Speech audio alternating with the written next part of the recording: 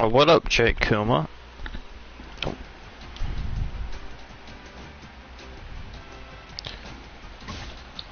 What up?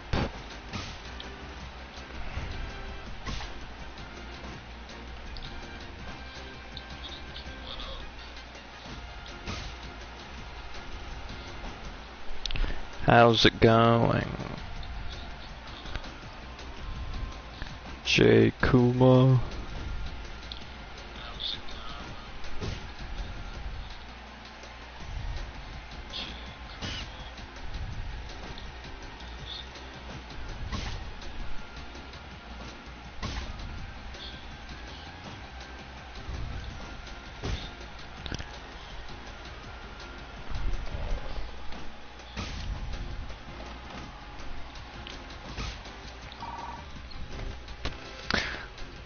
What's up? How you doing, man? Which Ape Escape is this?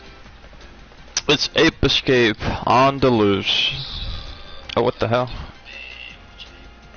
It's Ape Escape on the loose.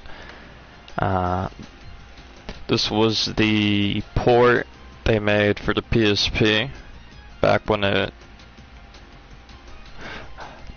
launched back in 2004. One of the launch title games.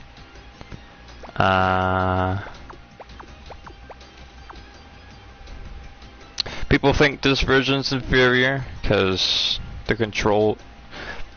just because of the controls and the graphics, but I think the graphics look better, in my opinion.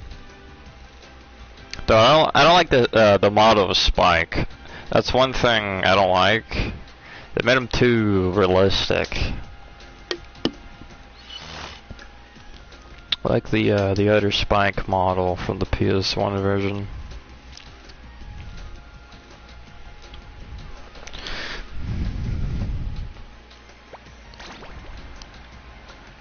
Also, you get more mini games in this version.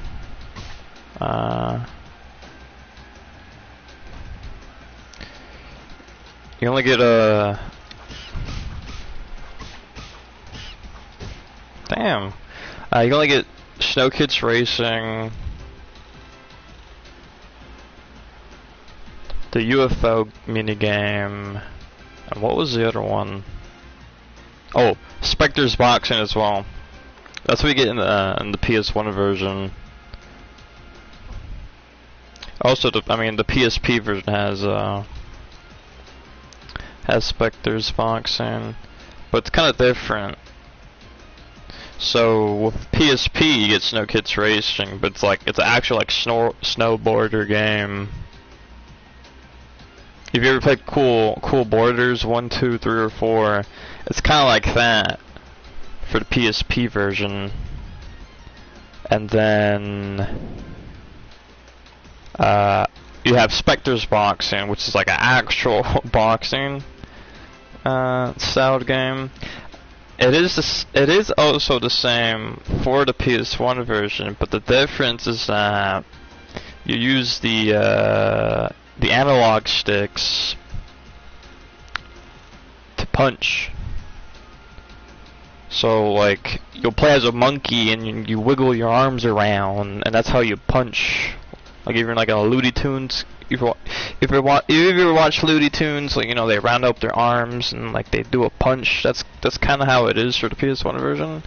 But in this version, it's like an actual moveset you have. Okay, I have played Ape Escape 1, and I do have plans to play the mainline ones eventually. Also, they made the PS1. They made the PSP Spike more detailed. Yeah, they made them way too detailed. Way too let me show you. But I'm gonna save.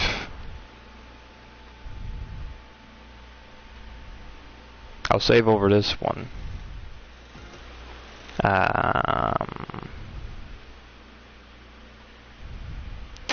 Load.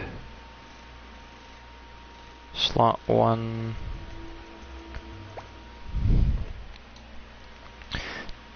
It's way too detailed. I don't like it. There he is.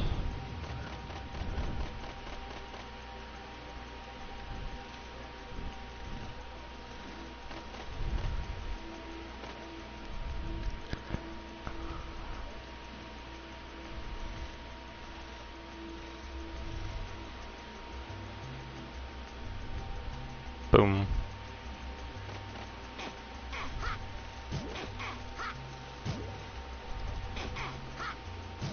Oh, I forgot about this thing. The ground pound. Yeah. It's very detailed, so I don't like that. I mean, it's too human. Like, you know, I would get it. Like, I get it for I said PS2. I get it for Ape Escape 2 and 3. But, like, seeing him like this is just very weird. It looks cursed.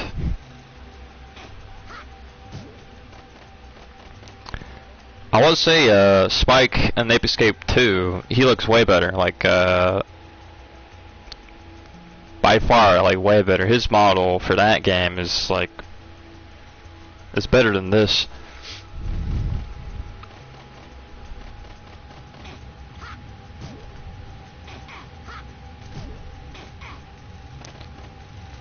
Alright, but I want to go back to the boxing minigame. Because I do want to beat all the monkeys up I have. Beat all the monkeys I caught so far. But I don't know. I don't remember how many I have in total.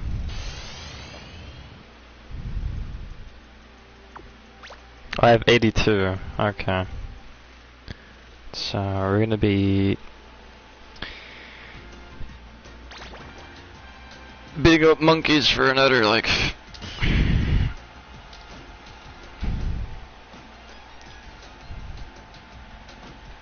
42 left, or 44. Gotta beat 44 monkeys left.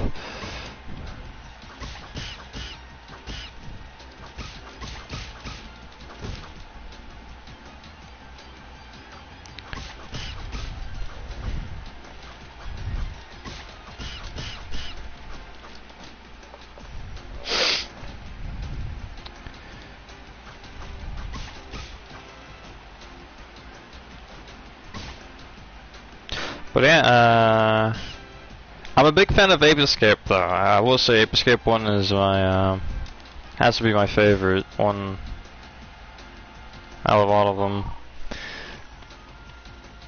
Yeah, it looks weird. Why exactly do people say this is the inferior version? Cause, shit. So on the PS1 version, you have the X, circle, triangle, and square button, but on the PSP version, X is to jump because you don't have you know the triggers on the PSP. You only have the bumpers, so you only have R1 and L1 as your bumpers. You don't have R2 and L2. Normally you jump with either R1 or L2, and then your camera would be L2. But they map the camera to the which button was it? To the L1 button, and then your D-pad still acts like a camera to move around with.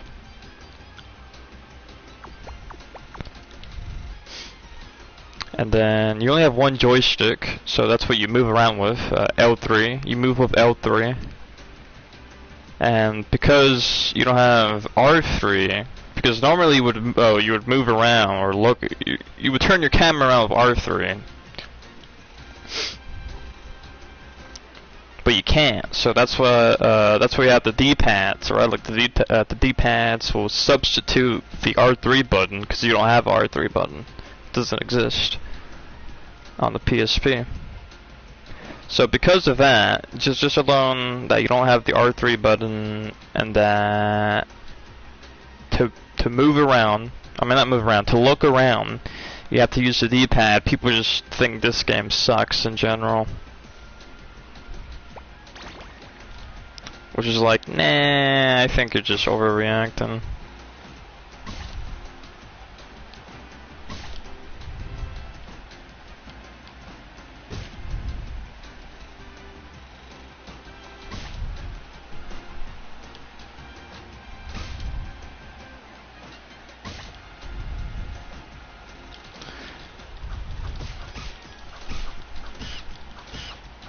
Fucking die, Carl.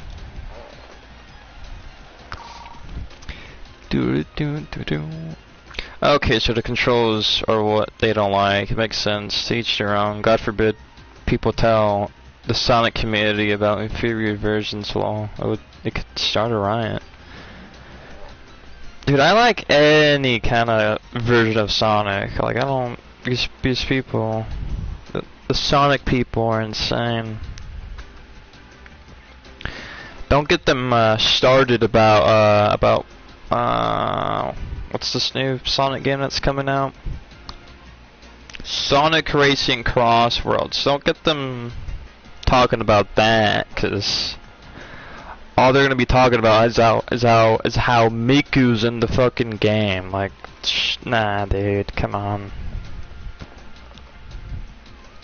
Worst decision Sega has ever done in history, okay? The Dreamcast? No, dude, no. It was putting a Miku in that fucking game, dude. That's now. Wow, that you put in a video game character that's like only known for like sounding like a robot. And it's like such a meme icon, and you're like, yeah, this is the character. That's gonna be like a DLC sort of deal. We're gonna put her in, and you know, that's it. That's just it. That's our selling point of the game.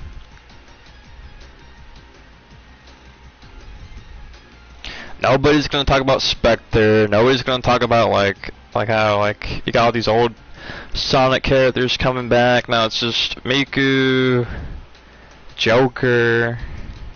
Well, I mean, Joker's passable. I don't mind about Joker, but like the talking point of the game will be just Miku, and it takes away the spotlight from all these other characters that haven't been in a mainline Sonic game in the past 15, 16 years, right? All the Sonic Rider characters, they haven't been in the game since, I don't know, like 2010, 9, 8, whenever it was the last Sonic Riders game. So, not a big fan. If it had to be my lineup of like Sega characters, it would be the Space Channel character, like that one character from Space Channel. I don't remember their name. Monkey Ball. Monkey Ball would definitely make an appearance. All the characters from Crazy Taxi, or maybe just one. We bring in some character. Oh, I don't know. Well, it doesn't matter. We bring in some characters from Street of Rage, right? Maybe some virtual tennis characters. Like, I think that'd be cooler than like Joker or Miku or that fucking Yakuza character. I don't even know Yitsuban. I don't even know his name. Yitsuban. A lot of people will probably disagree with me, but gives character games like Fortnite or how COD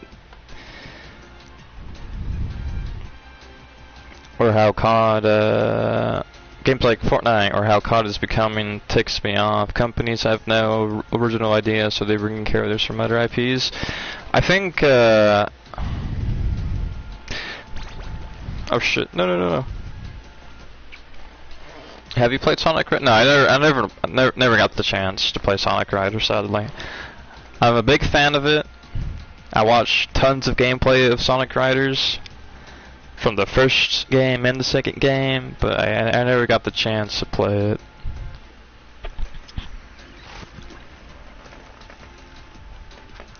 I think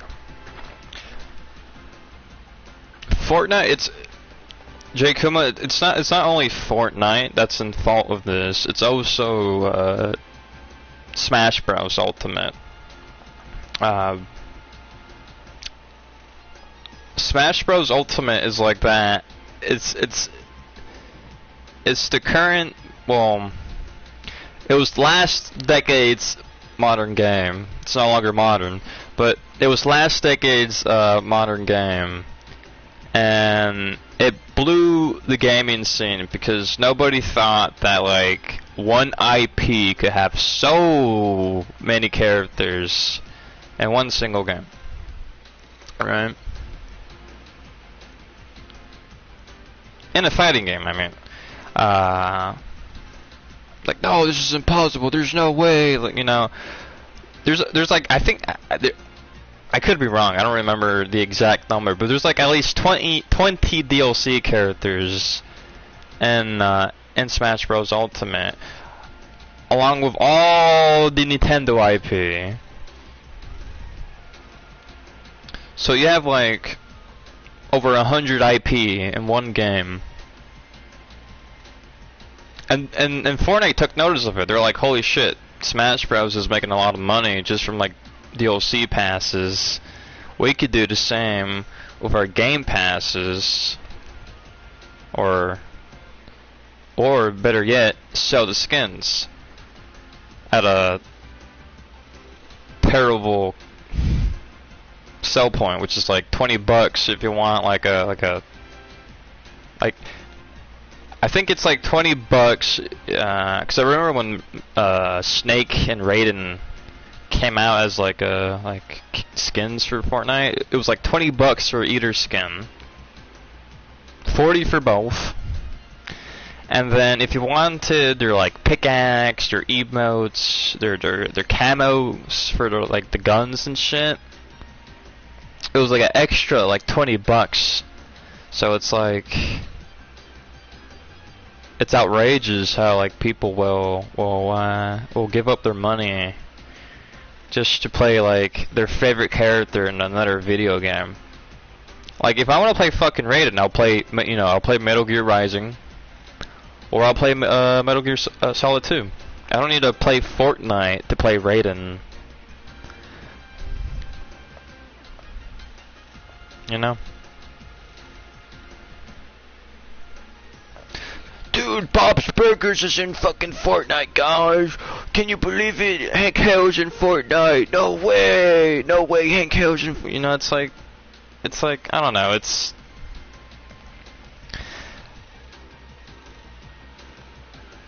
You know? Now, don't get me wrong, like, I have played Fortnite when, like, it was at its, you know, at its peak. And I never really cared to buy like icon skins or this or that. Like my friend would always give me like his, cause like I think you could do on Fortnite is like if you buy the battle pass, you could gift it as well to another friend. So I had a friend that would always give me his battle pass, so we could continue playing together. But you know, playing solos, trios, quads, play all the stupid mini games the game has. But like, I never liked the idea of buying like my favorite character ever sort of deal, you know.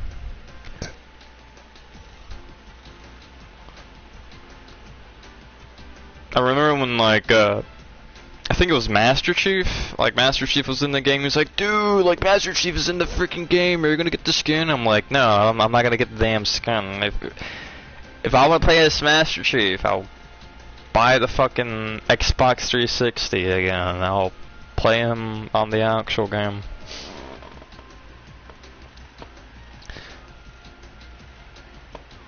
The only pass I'll give Smash is that they only use the video game characters. A lot of people were begging for Goku, but at that point of Smash, Fortnite and COD just use it to cash grab, in my opinion.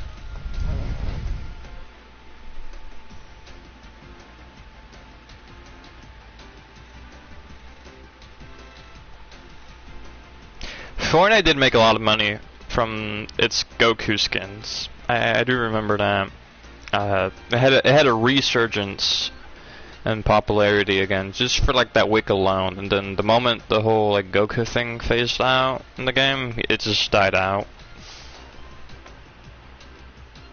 Oh, this is the point. This is the point of Smash.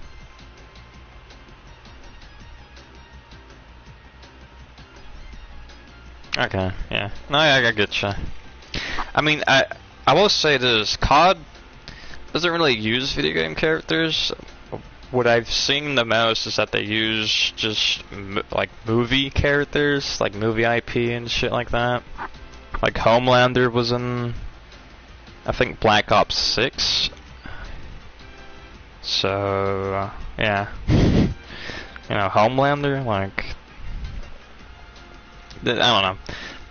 COD's its own issue. They use like very weird ideas to create these skins or characters, character collaborations, whatever nonsense. I don't know. They have Alucard from Hell Rising Law. That's like an anime. Like, what the fuck is COD doing? I don't know what COD is doing. I haven't played a modern. I'll be honest. I haven't played a modern Call of Duty since Cold War, Call of Duty 5. I haven't played it since that.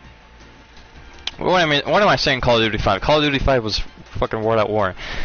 I mean Black Ops 5. But Call of Duty 5. What am I insane?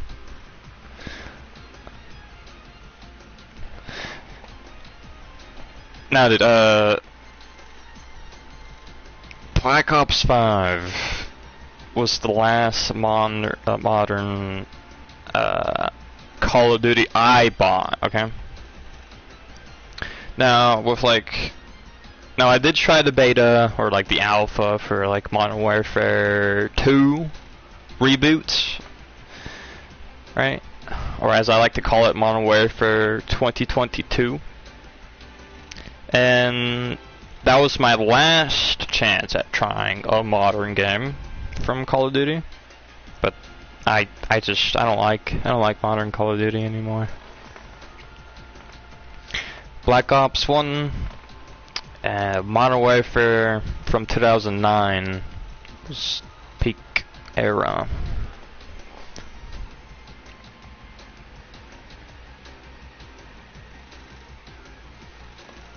I'd say Modern Warfare 1 from 2007. Modern Warfare 1 from 2007. World at War. Modern Warfare 2 from 2009. Black Ops 1. And Modern Warfare 3 from 2000, I think 11. Yeah, that's when it came out, 11. Those 5 games are all solid. That's all you ever need to play. That's all you ever need to play. Maybe Black Ops 2, but like I'm not, you know, like I wasn't really into Black Ops 2 when I was a kid.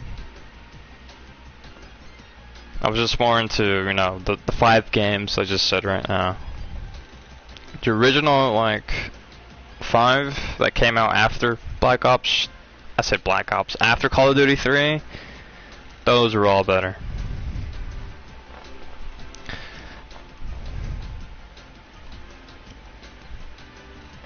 So I mean, like, I agree. Like that era was the best era of Call of Duty, but they're never gonna go back to it.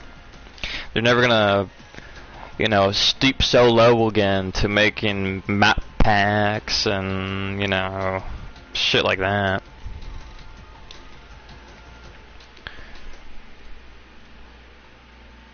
Map packs and what else? What else did fucking... Cause Modern Warfare 1 from 2007 only had map packs. No, you couldn't buy any skins. There was no shop like that because there was no microtransactions. War only had map packs as well. There was zero camos? What the fuck? What am I? Zero camos.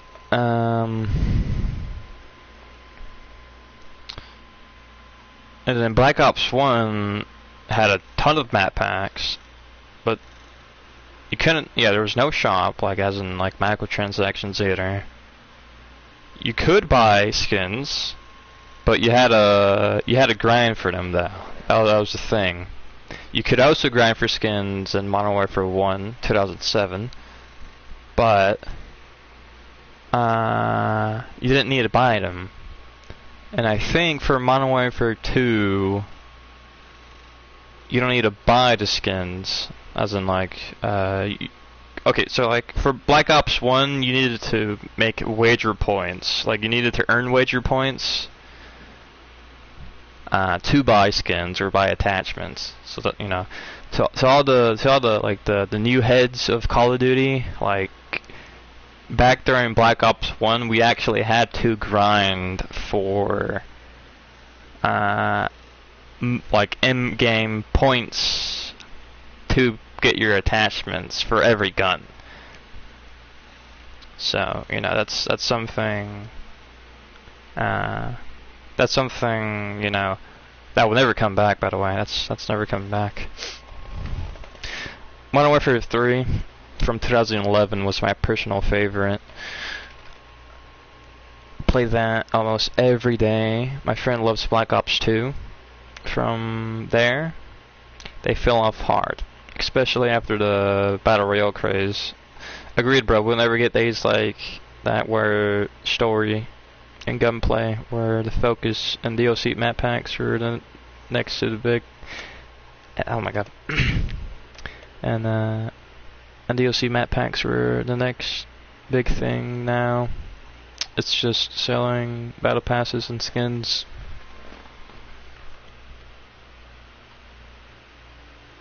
No, yeah, like we'll never get how easy it was back then, because here's the thing, right?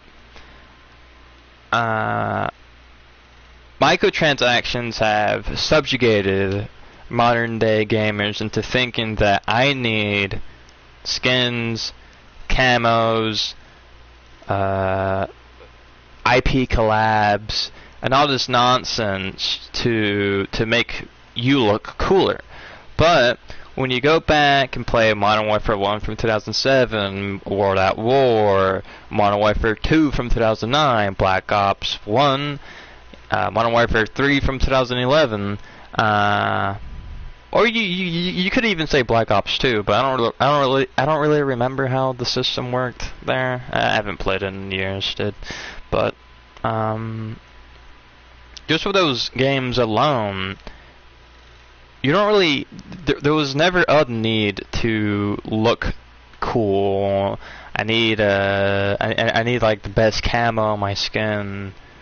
I think that came when I'd say like maybe Advanced Warfare, or I think it was Ghosts, or maybe Black Ops 3 is when they implemented the whole like microtransaction store. I don't know which one it was, but whatever game did start the craze of like, we're gonna move away from map packs and go into more of a microtransaction thing. That was the death of Call of Duty from there.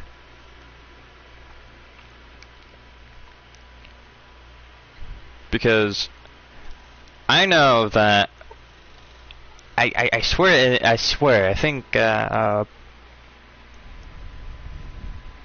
could be wrong, but like I think Black Ops 3 is like the only Call of Duty game that has like the most microtransactions out of any game. I can't be wrong. I say that because you know, modern Call of Duties only last for like 2 years. Previous Call of Duties will last like maybe like up to 3 years at a time. Because obviously Call of Duty is it was a yearly sort of deal, but like there was 3 companies, so like if Treyarch would make a game, well actually no, it didn't start like that at the beginning, because it was only Infinity Ward and Treyarch. So pretty much, yeah, at the beginning you could say like video game, Call of Duty only had like a 2-year phase as well, like how it is nowadays. Or like if Modern Warfare 1 from 2007 came out,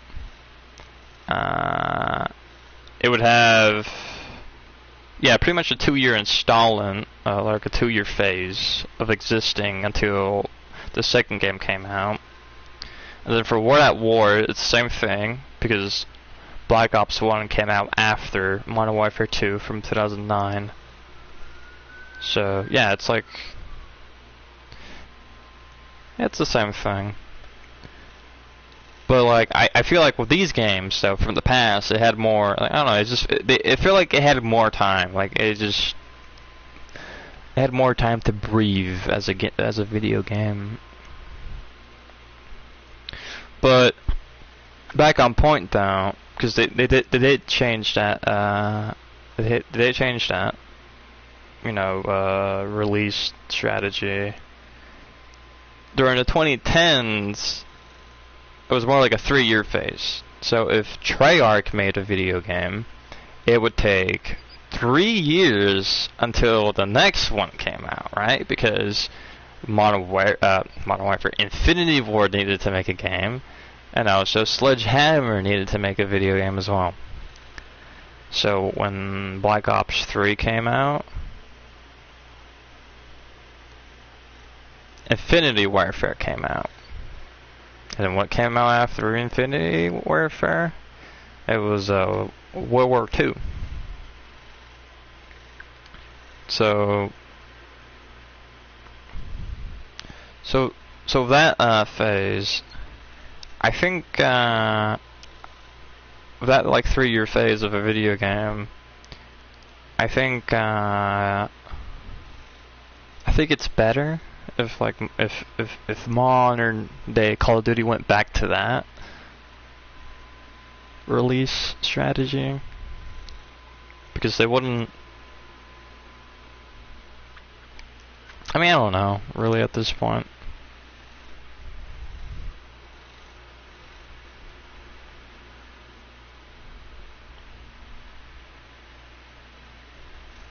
I think they could make good video games with that strategy if they were to implement it again, but who knows, dude? It's just, I mean, fucking Microsoft owns Activision at this point, so like it's a lost cause. There is no praying for a good Call of Duty.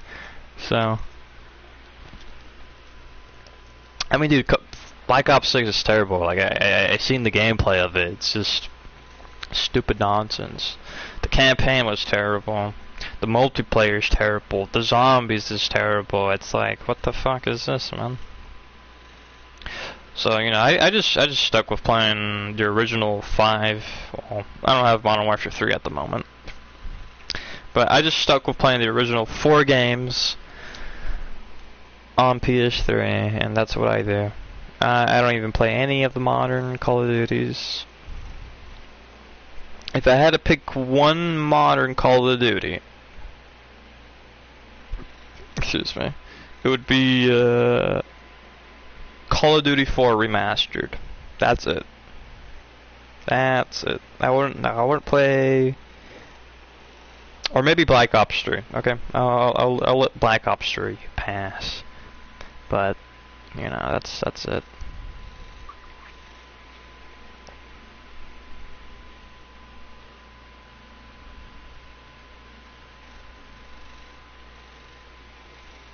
But Call of Duty Ghosts did have cool maps, though. I mean, like that's like the downside of that fucking game. Like it had some of the coolest maps ever in a Call of Duty, but like it just,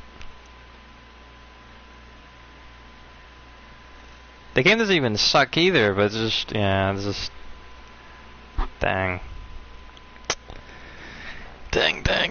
such a. Ugh.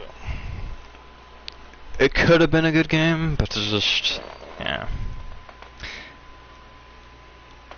I get you, man. I agree. They need to focus on making a good game over making more money, since same goes to PlayStation games. We legit don't need a bunch of unnecessary remasters. The issue is that, like, with Sony, they have a bunch of IP, right? They have a whole drawer of IPs. But the issue with them is that, like, the teams don't know what to do anymore. You know? Naughty Dog has made, well, actually, no, yeah. Naughty Dog has made every Jak and Daxter game they possibly could have think of, right? They made every Uncharted game they could have think of. What's another game?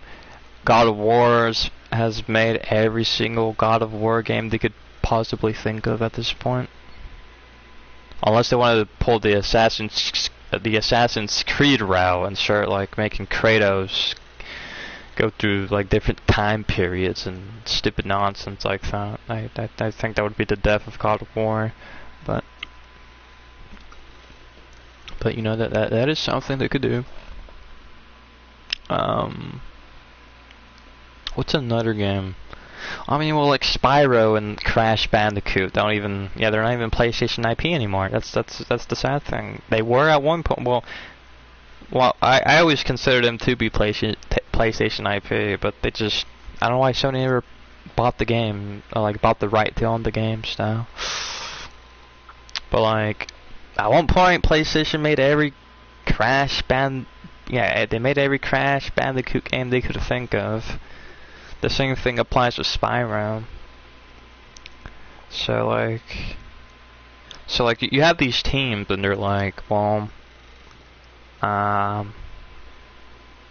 what's next? Oh, if we make a new spin-off, the fans might not like it. If we make a new IP, the fans won't like it. And it's like, well,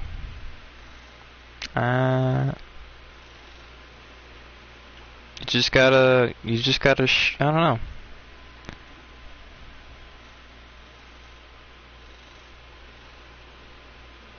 If we make a new sequel to the universe, they might not like it. And it's like, well, just fucking, I don't know, make a single player game and just give it a try. You don't need to put like $1 billion into your freaking video game. Concord. But like, I don't know. I think the issue is the money. It is the money, because they have this endless, like, roof of a budget. All these companies at Sony do, and they're like, well, if we have all this money in the world, well, we don't know what to do with it. But if Sony were to limit it, like, let's say Sony went to Naughty Dog and they're like, hey, we need a game that needs to be made with just $1 million. That's where you get your that's where you start getting your creativity from, because now you're like restraining these developers in a way where they have to think, you know, where they have to think in a pretty much in a productive manner, where it's like, well, we can't do the same formula we've done for the past 3 games. We can't risk ourselves of a whole like humongous IP, right? So we'll make like a low budget indie game, make it fun, or make it cool, or whatever they have to do with it, and then boom, that's how they make the new like Spyro, right? That's how they make the new Silent Hill. That's how they make the new Uncharted. That's how they make the new fucking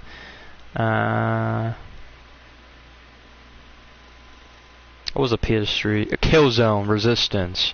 You know, that's what they gotta do. That's what they gotta do. You know.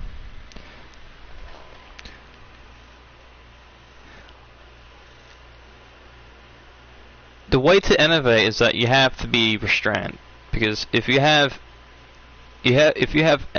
the endless power to do anything you want and anything to create, you're not gonna try hard enough to create something new, right? That's why the PS2 for me will always be the best console ever, because it was such a limited console. Like, it was weaker than the Xbox original. It was far inferior to the GameCube, but just because of its certain, you know, RAM and was it a no? It's always been an APU, and its certain APU processor with the engine core. People just had to innovate. They had to innovate with what they had. And that's how we got, you know, Silent Hill 2, 3, Metal Gear Solid 2 and 3. That's how we got San Andreas. That's how we got Final Fantasy 10, 11, 12, I think. I think 12 was also on PS2. That's how we got Siren. What's another thing? Is it Yakuza? The original Yakuza?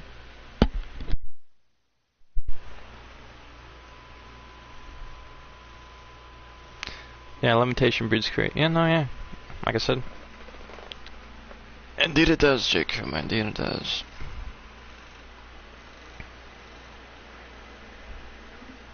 Because, like, look, dude, we're already at the point where it's like we hit peak. And I mean this in general. Like, we've hit peak in life. Like, we hit peak humanity. We hit peak living performance, we hit peak gaming performance, we hit peak entertainment, peak whatever, okay? And it's like, that's it. There's nothing more to do. We've done everything we possibly can. Because we already innovated to the extreme. Right? We've already cleared every obstacle we could possibly come over, right? Or go over. Surpass the obstacle. So, you know. So to innovate, you have to actually think backwards. You actually have to, you know, think the opposite way. It's like, no, we actually gotta, like, de-evolve a little bit, you know. Evolve backwards. Evolution goes backwards instead, and start thinking of new ways that you can innovate.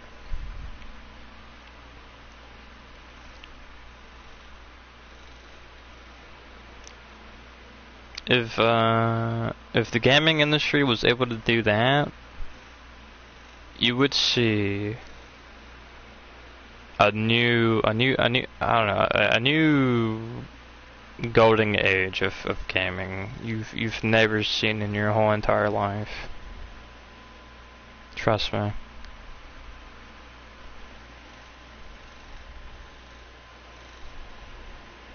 You wouldn't have these disgusting games that are based on fan service. Marvel Rivals is pure fan service. You have all these new video games where it's like female lead protagonists, and it's like, whoa. What are we doing here? What are we doing here, right? You got Stellar Blade. You know, you got your Stellar Blades. You know, you got a bunch of those games that are like coming out back to back, and that's like, what are we doing here? Are we trying to like make men more, more like,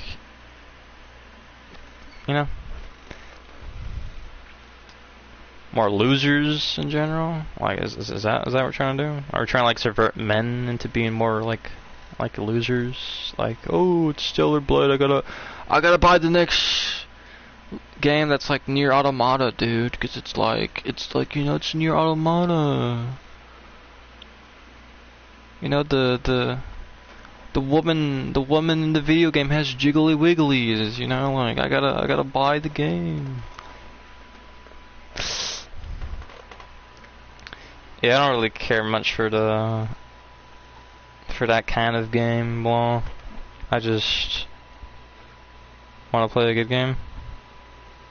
I want to play a good game too, but because of games like that, it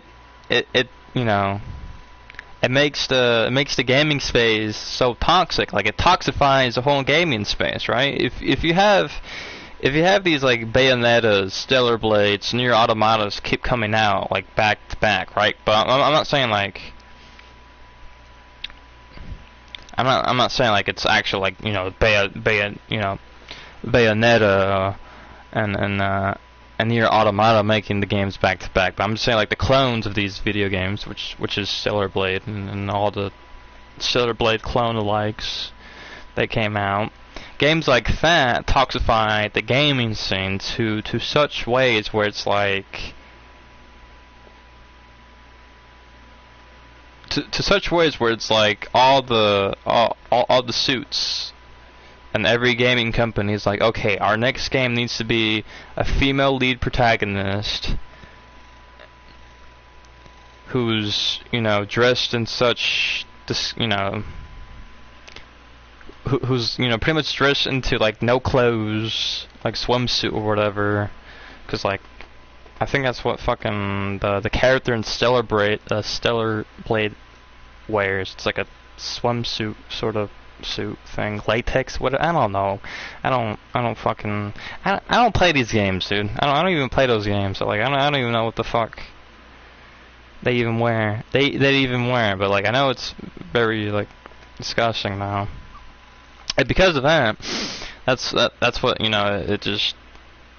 it ruins like any like true innovation to the gaming scene, because all the suits will be like, well, if this is the trend that's going on, if this is what the gamers want, if the gamers are saying, hey, we want more games like Stellar Blade, obviously the suits are going to be like, well, our dumb audience seems like they really like the Stellar Blade game. We're gonna make every single game be like Stellar Blade. So that's why you see Naughty Dog making a new game with a new female lead protagonist, even though she's like horrendous.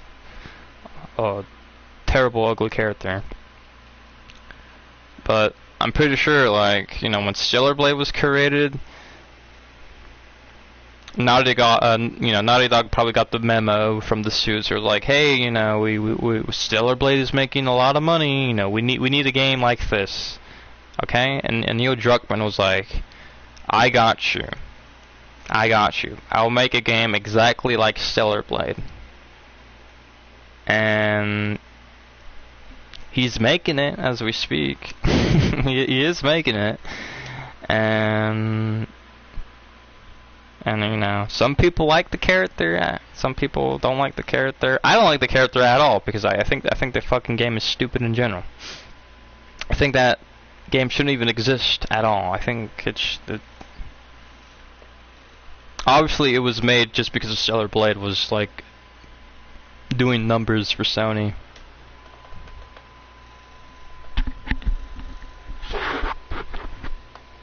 Oh, you don't hear anything? Oh, no. My bad. I'm like... I gotta turn up the brightness. They don't wear anything? Yeah, like, I don't know, man.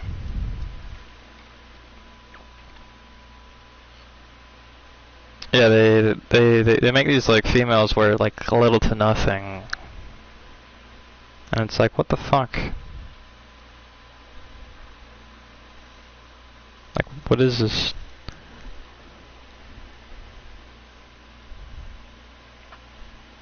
Like, I asked, like, is this like a weird, like a weird thing that's going on? Like a theory? Theorizing, you know, like...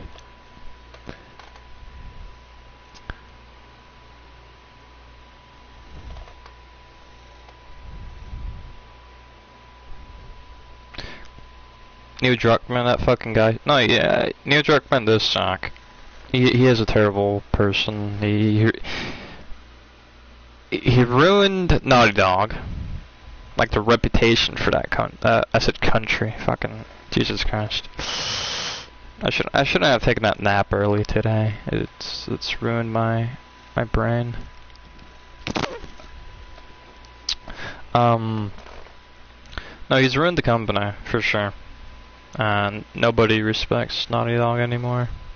After he decided, hey, I'm gonna make a new... Well, no. After he decided to, like, make the worst story ever made, right? You know the movie called The Greatest Story Ever Told by Mel Gibson? No, this is called the Worst Story Ever Told by Neil Druckmann, okay? This is the worst story ever told. Like, that's what Last of Us 2 should have been named. The worst story ever told.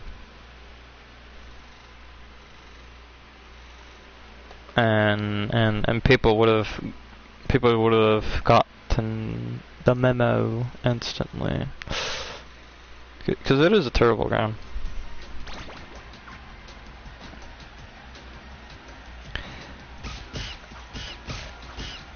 Holy shit, there's Akira.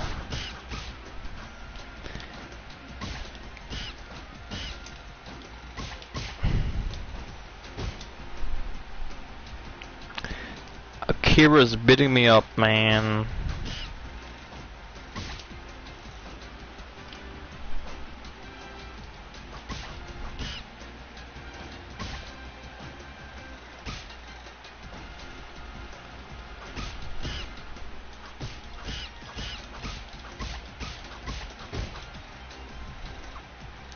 Get the fuck out of here, March! You're gone. Boom.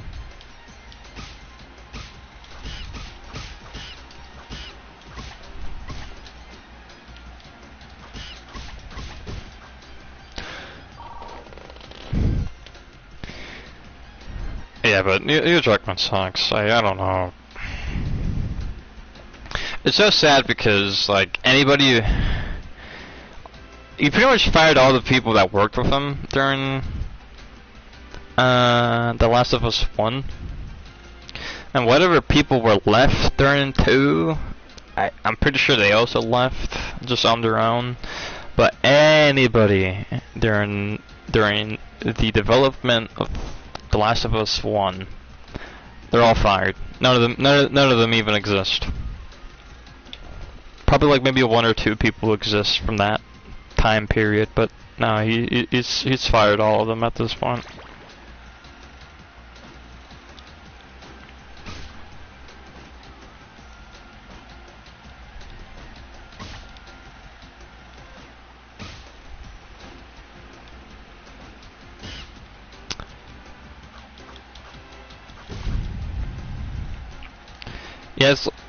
he has this like huge envy, I guess, against all the directors. Well, there's only like one director, but like all the whoever director it was, like the main lead, like he had such an envy to that person. The moment they like resigned from the company, he celebrated it. He celebrated it like if he died. Like let's say he's pretty much celebrated like if it was a funeral, and he was like dancing on his grave. Like that's how like Neil Druckmann responded to that guy leaving the company. Because he knew that if that guy were to leave, he would become the director of future video games. And he did. He did.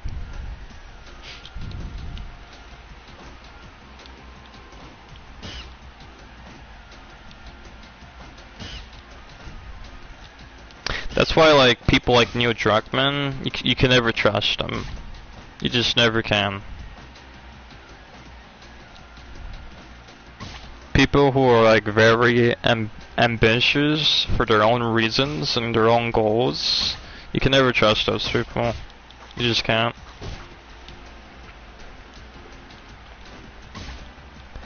Because if you're in a video game company, you're supposed to be having a shared goal, you know, like, you're supposed to be having goals in a united way, okay? But if you're like working for like, I don't know, Insomniac Games, and you're like over here saying like, no, I want to be the next CEO and stuff. I wanna make it to the top. Oh, what the fuck? Yeah. But yeah, AAA games are lackluster, and a lot of indie games, lower budget, less renowned games are more successful. I think the game industry will eventually evolve for the better, but time will tell. No, actually, I would disagree with you. All of these indie games truly suck. They also make the gaming industry way worse. All these, you know, as what Phil likes to, as Phil used to call them, all these streamer games, they're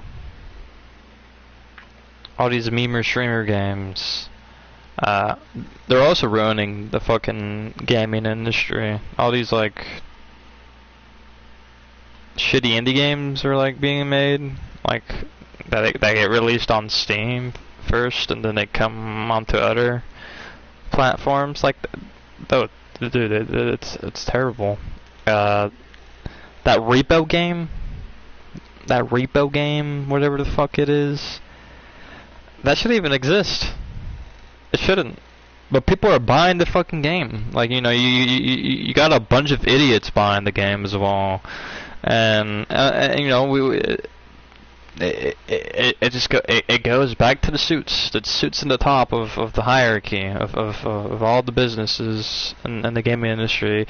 They look what's down at the very low point of the pyramid, and they see all this filth and scum of video games being made, and they're like, well, if that's what's selling, we should also make video games like this too, right? So, but obviously you're not going to see like the AAA companies making indie games. That never happens. But you know, they will take notice of it though. They will take notice. I kid you not. Skibbity Toilet was just a fucking like a meme, right? Like it was a meme based on Gmod, and its only existence was through YouTube, right? Like online videos. That's how it only existed. Yeah, it made an appearance onto Fortnite, as like a skin you could buy, or maybe it was like a backpack or something. But that's how. But that's how like how a meme was able to make it into a game. You know, Repo's mid. Yeah, but I'm saying like games like Repo, like games are like that. Like that's an indie game, and games are like that from that genre is also killing the gaming industry. Like all these like simulator games as well, like like PC Simulator Cafe, the drug one that came out, the one that's supposed to be like Breaking Bad, like that also kills the gaming industry as well. If you're gonna make a true simulator game, you go to the full extent of it. You actually make it look like a real simulator game, right? Back then, simulator games looked like a fucking game, okay? All these trucking simulator games, all the bus simulator games, all the train simulator games, like they look like a real simulator. That's the thing. But you know, these games, these meme or streamer games, as Phil likes to call them, are they pretty much are a deterrence from like a real game, though. You know, they tend to distract a bunch of dumb people who don't know any better. You know, and I don't blame them. You know, I don't really blame them. They don't know any better, but you know, they distract a chunk of gamers for like for a cash grab, you know. I don't know what's that. The original game that started this whole entire like meme or streamer craze thing. I forgot what it's called.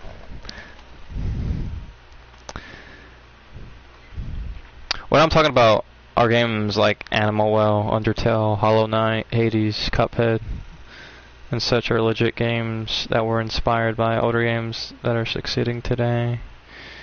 Anything but streamer shovelware? Oh, okay, that's sweet, man.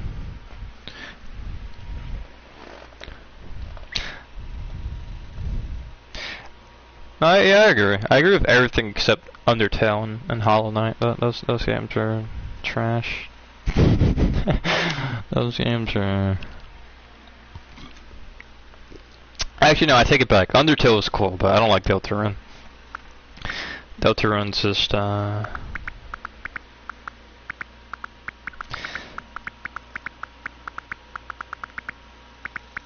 Deltarune's just slop. It's slop for the, actually no, I'm not gonna say that, because I could,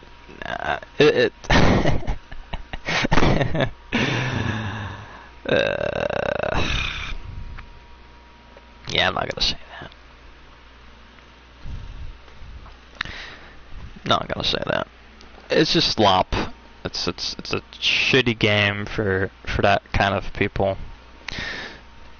It's that game targeted for that kind of people.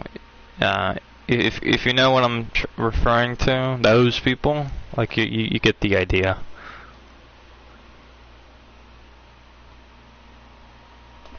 I don't know what the fuck Toby Fox is doing. Maybe I don't know. I don't know what the guy's doing. What is he even thinking? It's just like I don't know.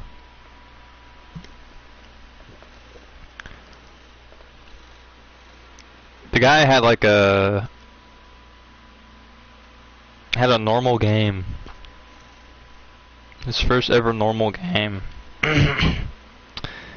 And the second game is just like it's so designed for just that people, and it's like you lost your core. I don't know. You kind of lose your audience. You do end up losing your true fans.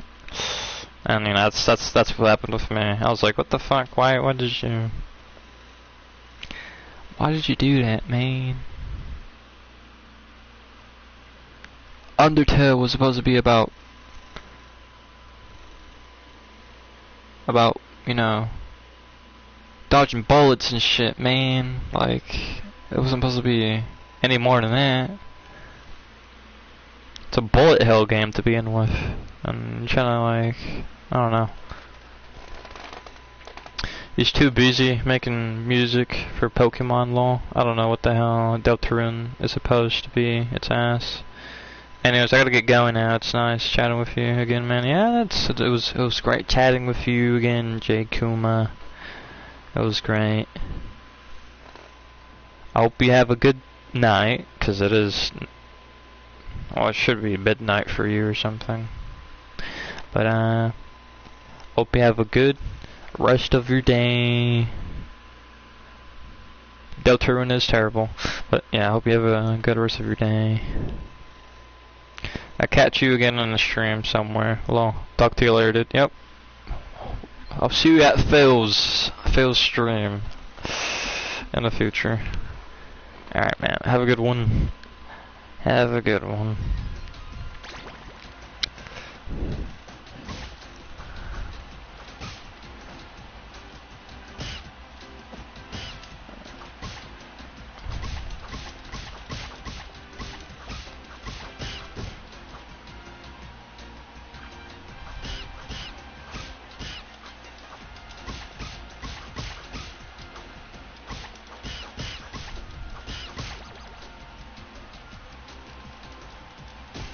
What the fuck, dude? I don't know. It's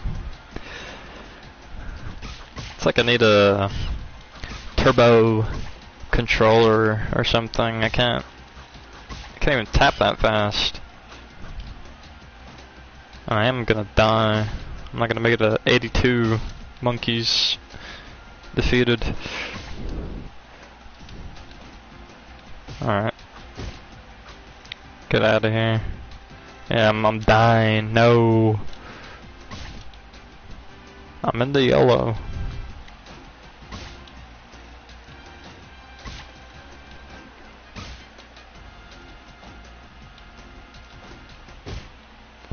Get out of here.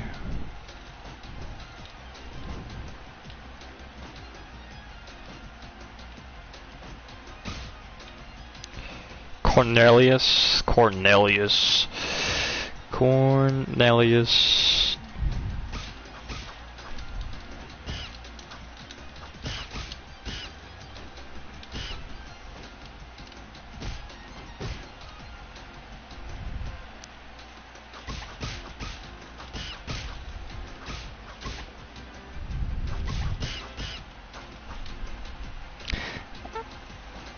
Yeah, I don't know if I'll make it.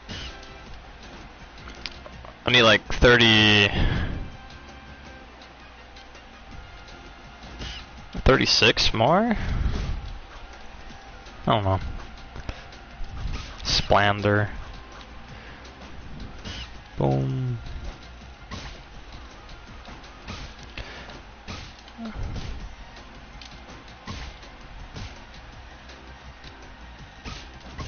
Damn, what the fuck? Can I? Hello? There we go.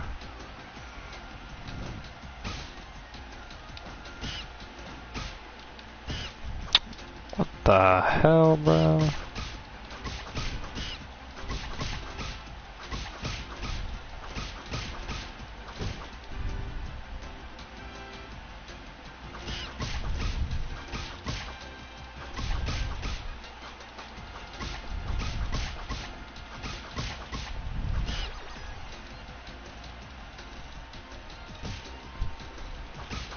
Yeah. I can't even tap that fast, man.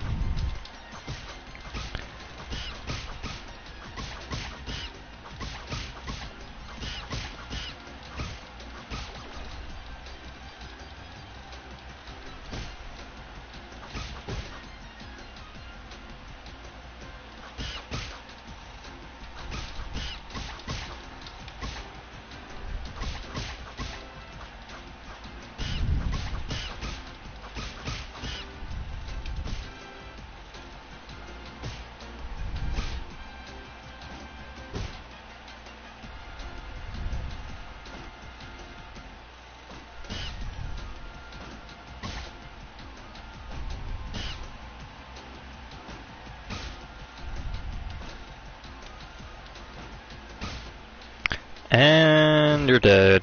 Let's go. Francois.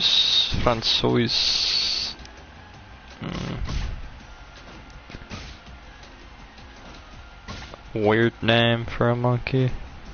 Francois.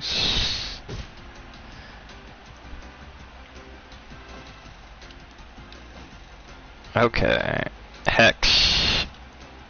This has to be like a reference to Gex. Gex the lizard. Hey, what the bruh?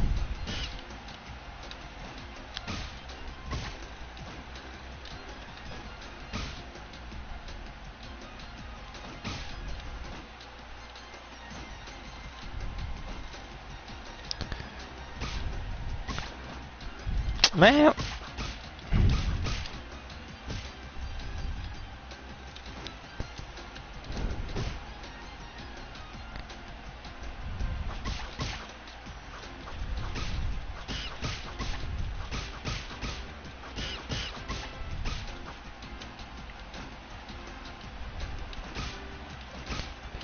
Oh my lord.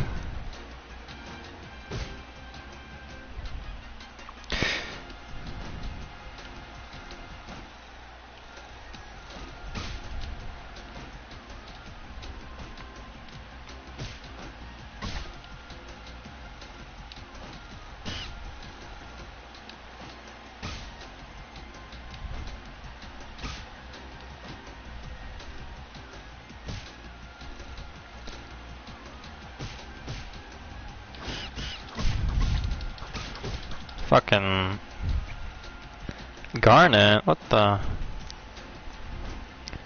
Does it get? I swear it.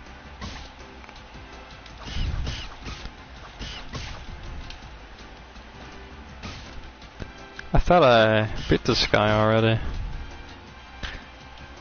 Geezer, okay. Weezer? We got a Weezer reference.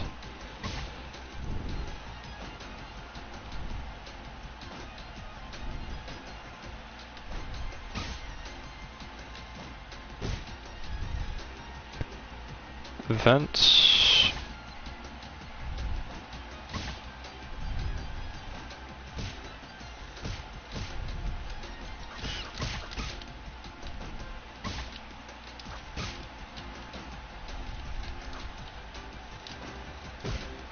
Boom. Alright, 12 more. Or 13. I don't even... The amethyst fucking... Yeah, you're in a corner, bro. You're dead. Get out of here.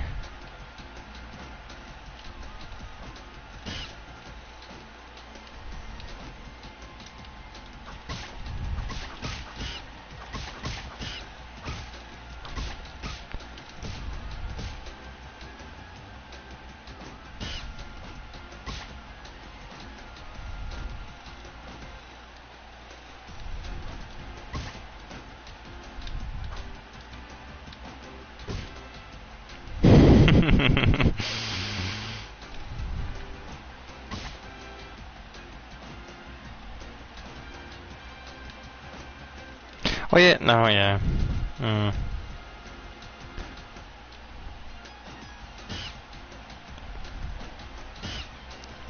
No, this is the fastest way to kill them. Uppercuts.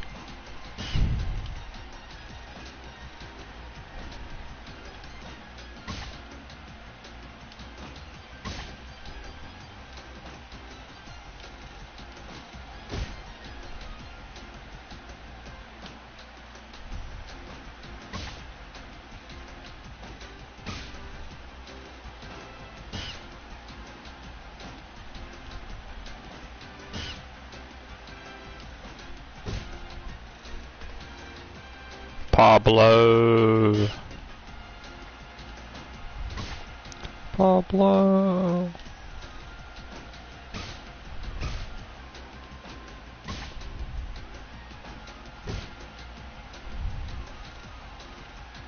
Patro.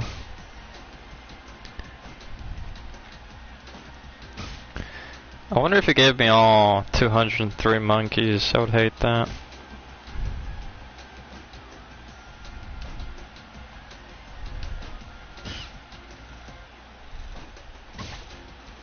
Nah, that can't be possible.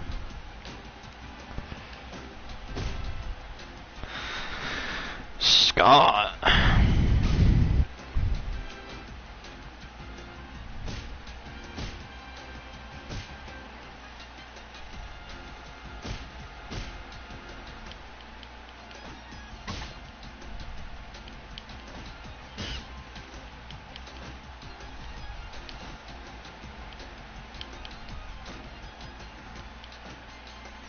Scott. Dude. Okay. We got him. Turbanana. Turbanana.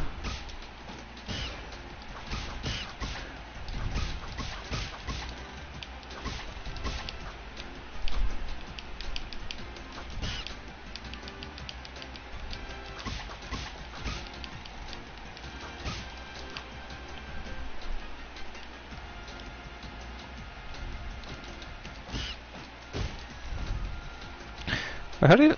Oh yeah, it was circle to guard. Yeah, I forgot.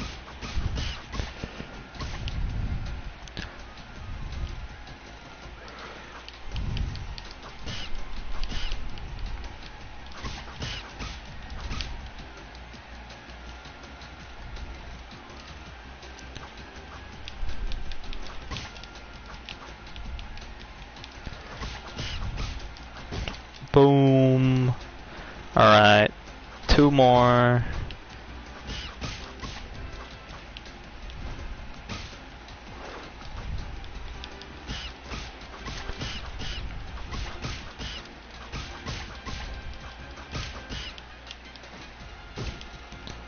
Dead. Alright. My last monkey I have to beat, and then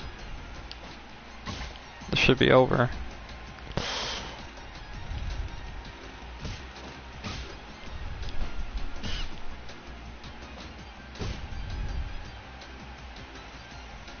Okay. Maybe I was wrong.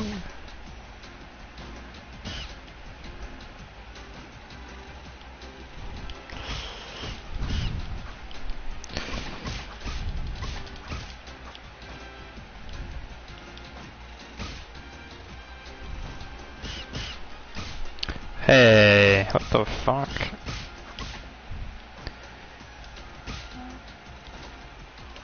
Dude, I don't wanna...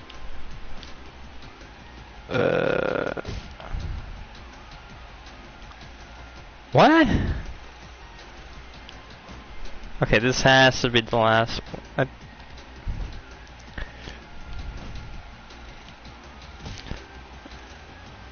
How many?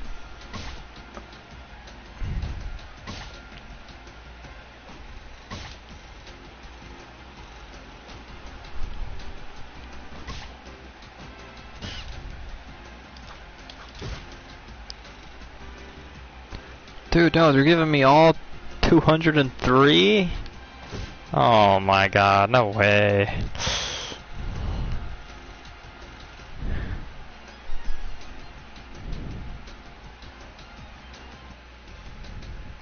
Nah, we're not. I'm gonna cheat. Fuck that.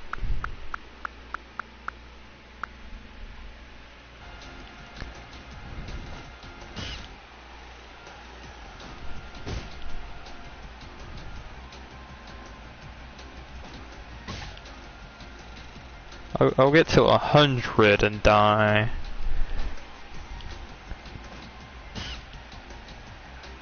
I spent the past 26 minutes just trying to...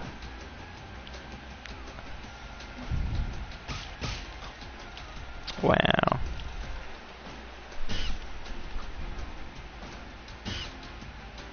I don't even have all the monkeys caught. captured.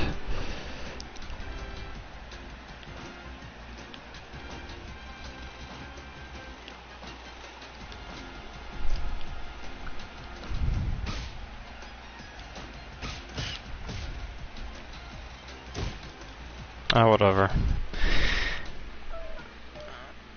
Whatever. Whatever.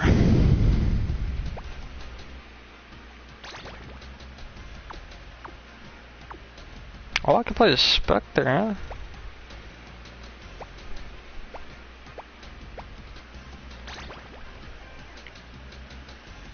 Spectre against Spectre? What the hell?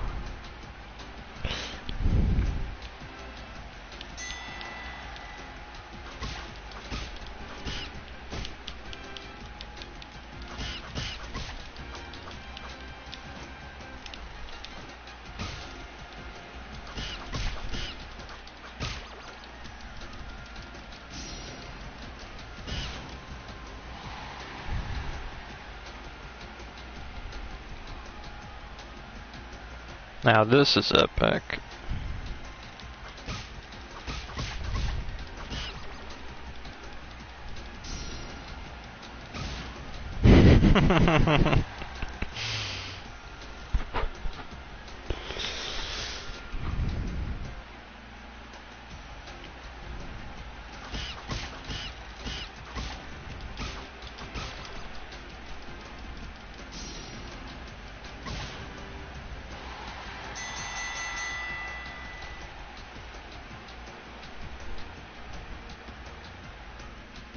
Well, I could have had a perfect if I didn't get hit.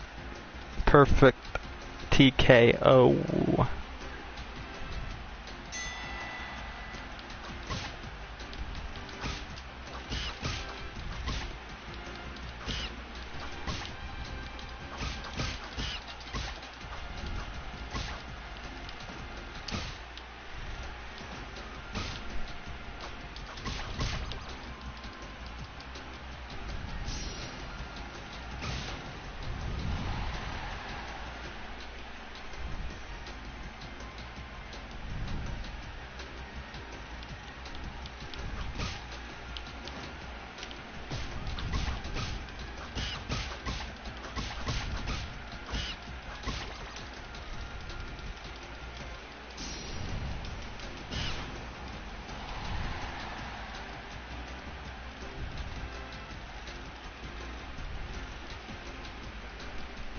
Yeah.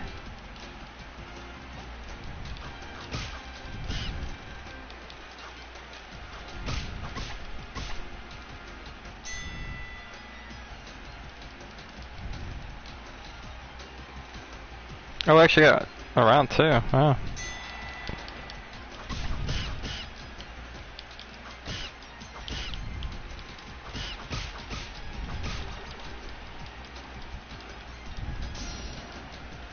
Boom.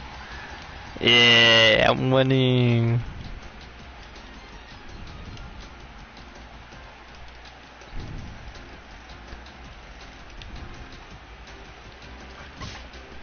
Ooh. All right.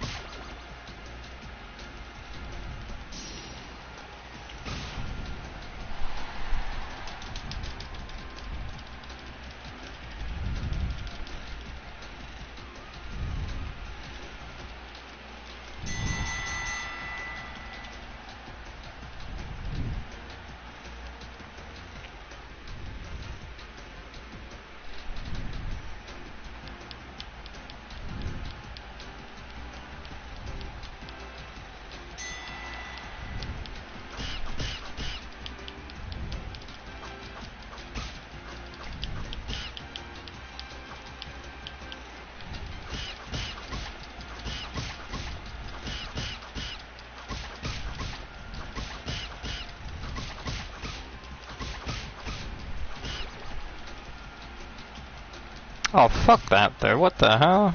Its defense is so up. Must be like 5. This defense has to be 5.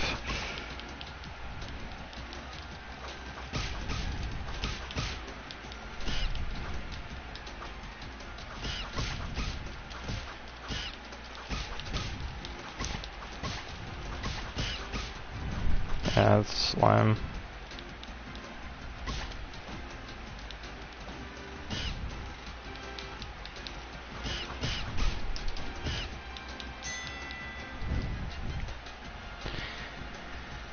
That was lame.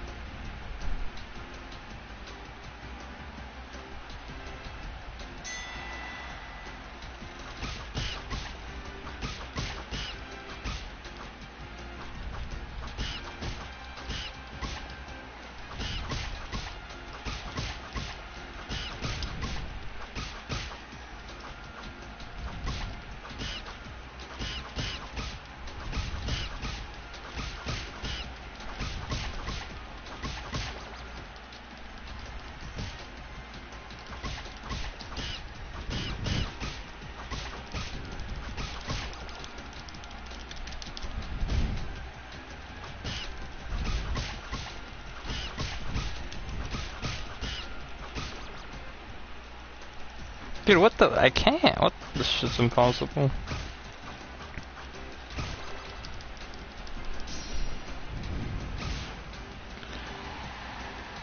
Man.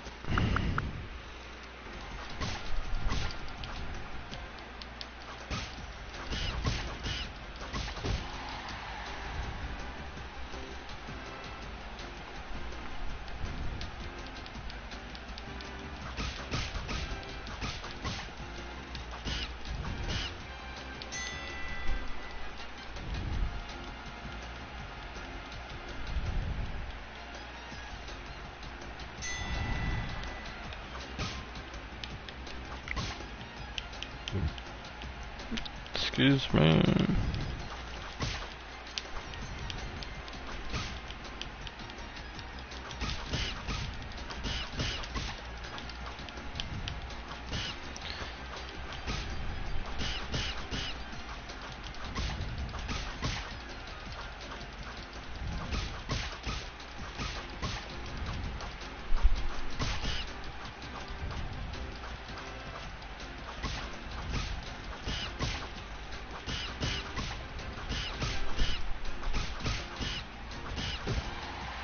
Yeah.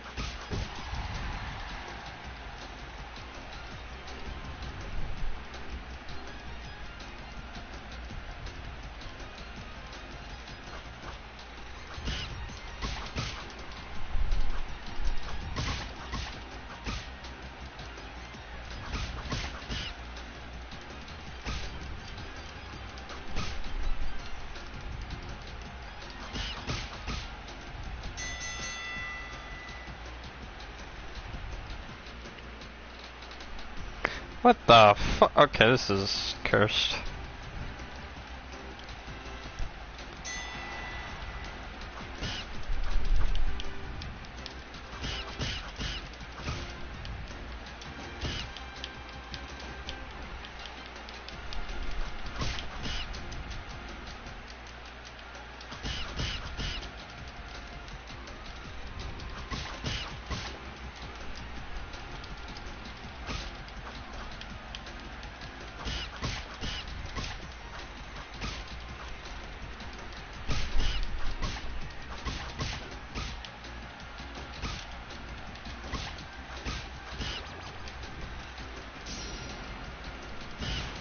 Alright, fuck this.